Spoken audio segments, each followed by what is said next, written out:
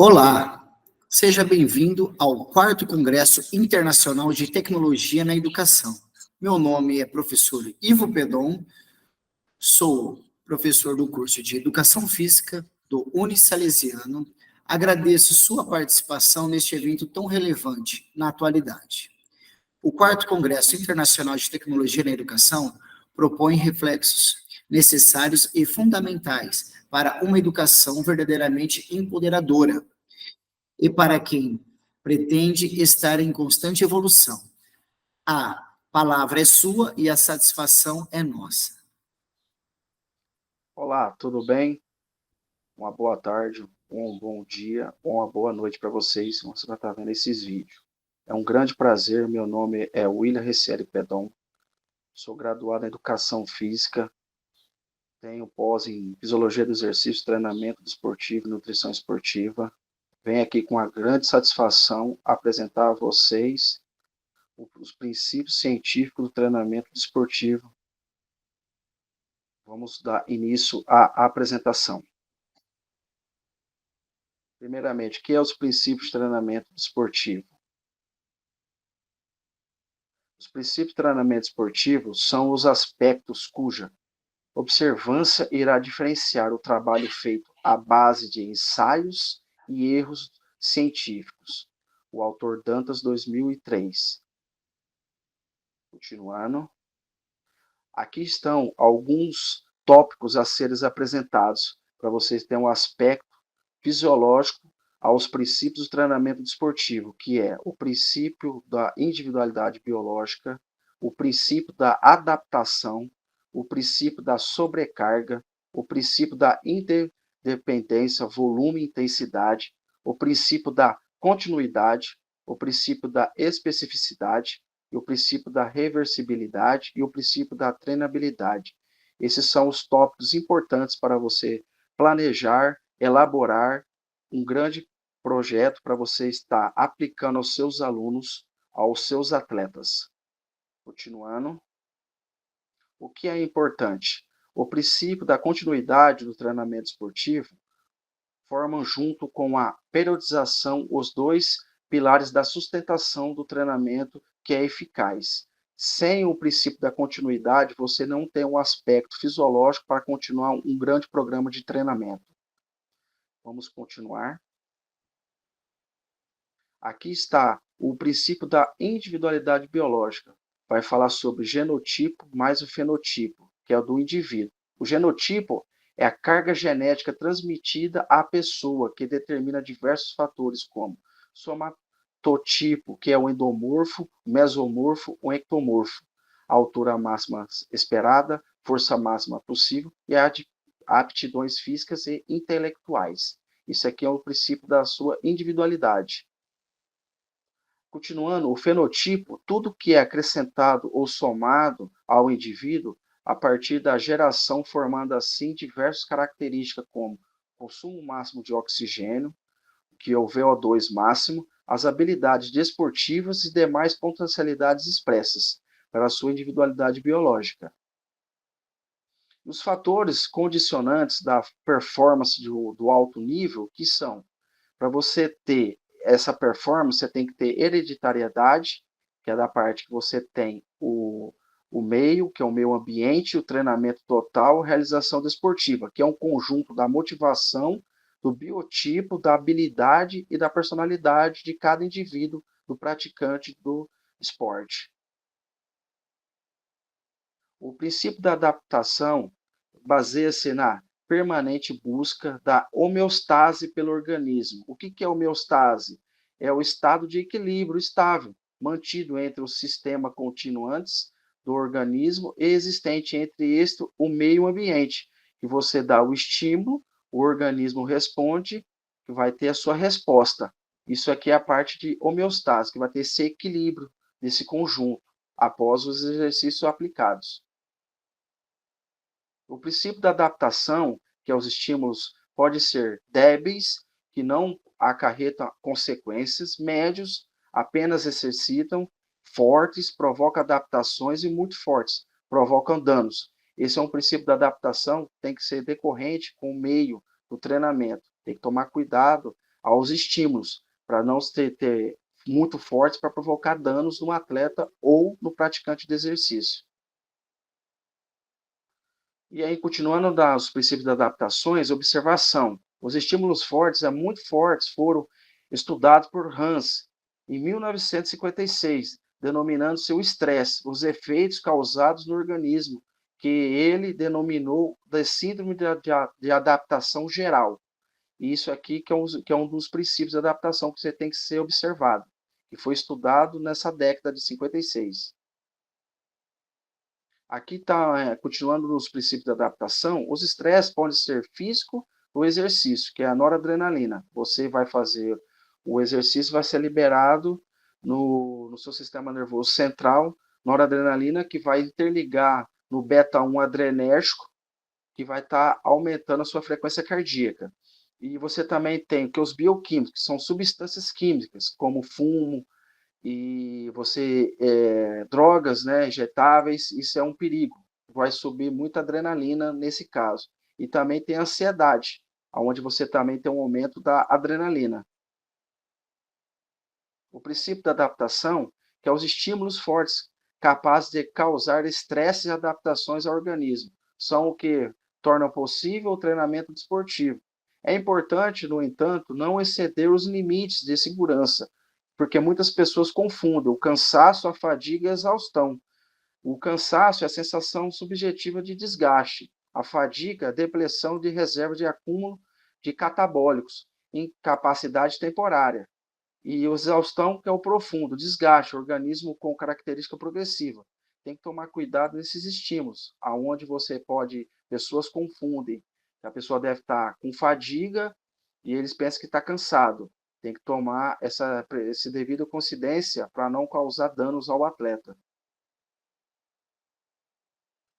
Ainda continuando o princípio da adaptação, que é o diagnóstico estranho. O que é? É uma variedade que você tem um aumento da frequência basal, você tem irritabilidade, inadipendência você tem ausência de apetite, lesões musculares, perda de peso, insônia. E leve você tem aqui a ação da sobrecarga do organismo, que o leve não possui. O médio forte a sensação de alarme e excitação. E o forte adaptação feita do treinamento. E muito forte são essas variedades que eu acabei de citar em cima. O princípio da sobrecarga baseia-se após a aplicação de uma carga de trabalho a uma recuperação de organismo visando restabelecer a homeostase. O tempo necessário à recuperação é proporcional ao tipo de intensidade e carga aplicada. Então, vocês têm que verificar a sobrecarga, o estímulo do volume e intensidade, para saber a parte dessa sobrecarga do seu indivíduo, do seu atleta. Aqui está falando sobre o princípio da sobrecarga. Para um estímulo promover estresse, ele deve ser maior do que o anterior. Então, aqui tem um fator progressivo, que é um fator que você vai dando um estímulo, no pontilhado que vocês estão vendo aí, é o estímulo que você aplica, depois tem um período de recuperação, que é o contínuo, você está verificando que vai subir, depois ele vai descer de novo, que é o estímulo de novo, você vai estimulando, sempre tendo uma progressão de carga ao longo do treinamento. Aqui fala que do princípio da sobrecarga, que é a supercompensação, produtos do equilíbrio entre a carga aplicada e o tempo de recuperação, que é o nível onde você tem a homeostasia, que é a parte transmitida ali nesse eixo, você dá o estímulo, ele vai subir. No número 2, tem que verificar que você fazer um estímulo novamente, isso causa danos ao atleta. Tem que ser sempre uma adaptação. Aí no 1 é o estímulo importante. E no 3 já foi passado muito tempo de descanso. E o princípio da sobrecarga dele vai ser bem lenta e não vai ter uma progressiva carga durante o treinamento. Aqui o princípio da interdependência, que você faz é sobre o volume e intensidade. Aqui tem um volume, onde característica é o quê? Expressa a quantidade total de carga de trabalho. Esse é um volume. Você falar para uma pessoa, correr é o quilômetros. Repetições é quantas repetições que vai fazer numa série de academia, por exemplo. Quantas repetições que você vai utilizar. Isso é o volume. E a intensidade expressa aplicada a quilogramas. você fala o peso, a quilagem que você vai estar aplicando e a velocidade específica que você quer que seu aluno trabalhe. 10 km por hora, 15 km por hora, 20 km por hora, isso é o princípio da intensidade. Continuando o princípio da interdependência, que é o volume e intensidade, aqui, ó, você tem um aumento de importância de volume. Aqui o RML, que é resistência muscular, a flexibilidade, resistência anaeróbica, ritmo, força e velocidade. E aumento da importância da sua intensidade. E o RML, ele significa o quê? Resistência muscular localizada. É a capacidade do músculo em trabalhar contra uma resistência moderada durante longos períodos de tempo. Então, isso que você verifica com o seu atleta. Essa parte aqui é da resistência de cada um do seu indivíduo, da sua individualidade biológica. Aqui o princípio da continuidade, que é a interrupção do treinamento. Aqui são aspectos positivos, né? Que é a recuperação metabólica, aspectos negativos, intervalo maior que 48 horas, proporcionalidade ao período anterior do treino.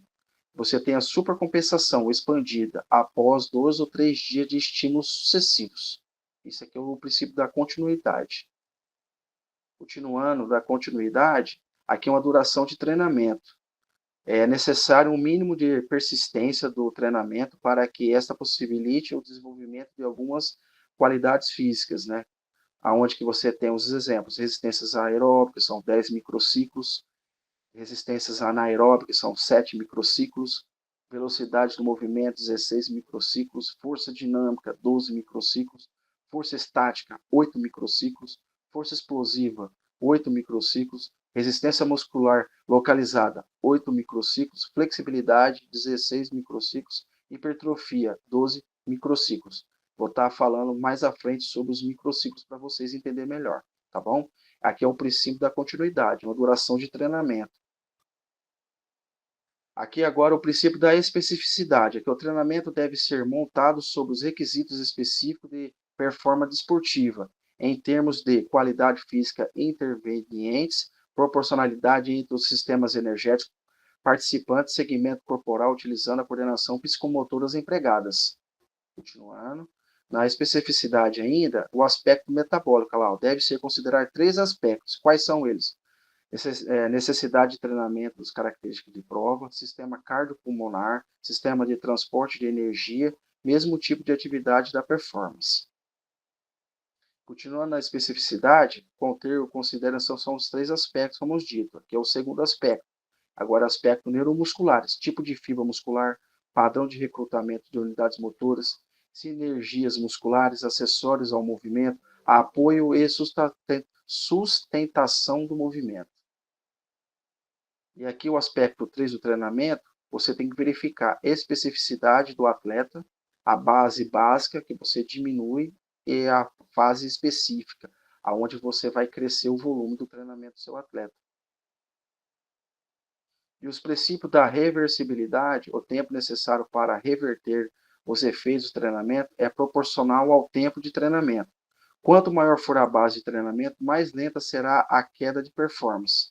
Então, tem que verificar esse aspecto, porque quanto for maior a sua base de treinamento, mais lenta será a queda de performance.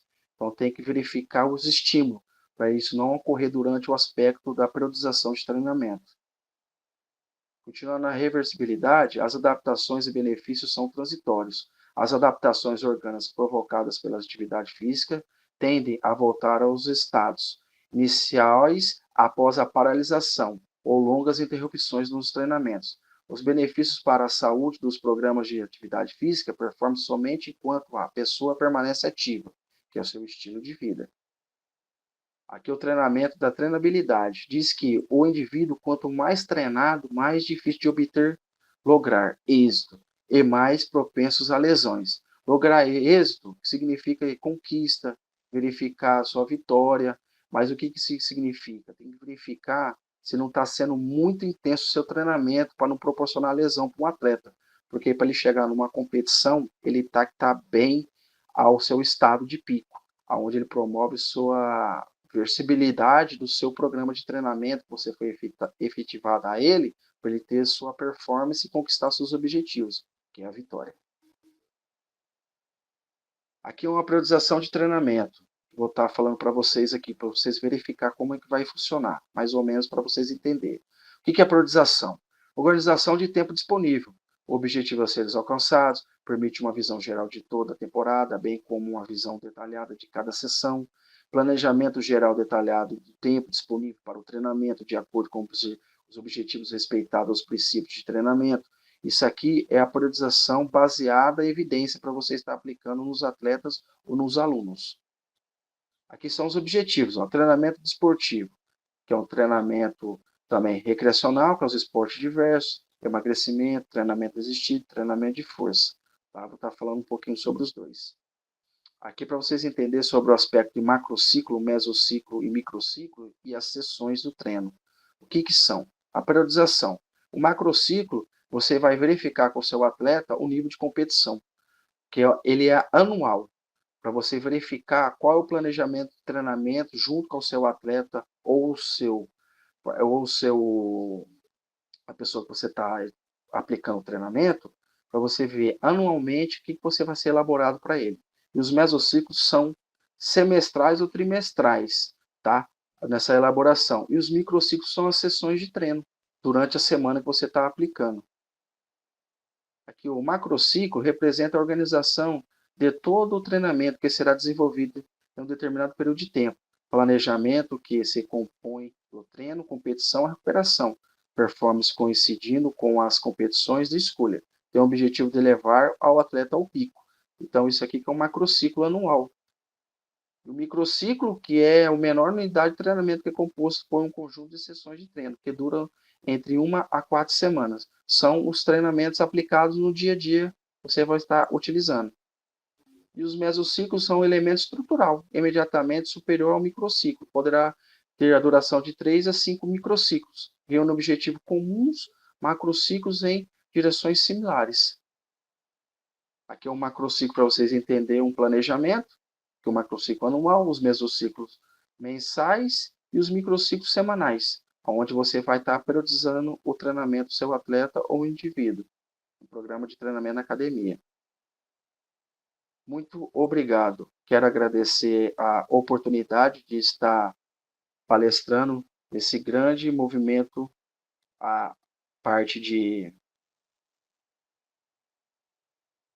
acadêmica. Quero agradecer a todos e muito obrigado.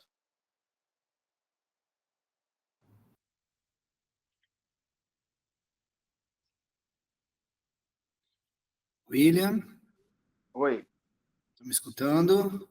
estou te ouvindo. Então, agora vamos dar continuidade. Eu queria saber, você falou dos treinos macro, micro e mesociclos, ele é feitos não só para atletas, mas para todos, não é isso? Até para Correto? pessoas da terceira idade e crianças também, poderia ser feito? Isso. Você tem que, professor, você vai ter que utilizar e programar e periodizar o treinamento de todos os indivíduos, independente de atletas, jovens, idosos e crianças, para você não correr o risco de você correr uma lesão, né? Para você não ter processo para ter uma lesão ou chegar a uma fadiga. Então, sempre tem que programar e periodizar o treinamento de uma forma adequada para cada indivíduo. Entendi, com certeza. Muito obrigado pela sua participação. Tenho certeza que este momento será de grande valia aos participantes e que agregará muito em suas vidas pessoais e profissionais. Em nome do Unisalesiano, agradecemos sua participação. Obrigado. Muito obrigado. Eu tenho que só agradecer mais uma vez a esse grande projeto de estar participando no Congresso Internacional de Tecnologia na Educação, pelo Unisalesiano. Muito obrigado a todos.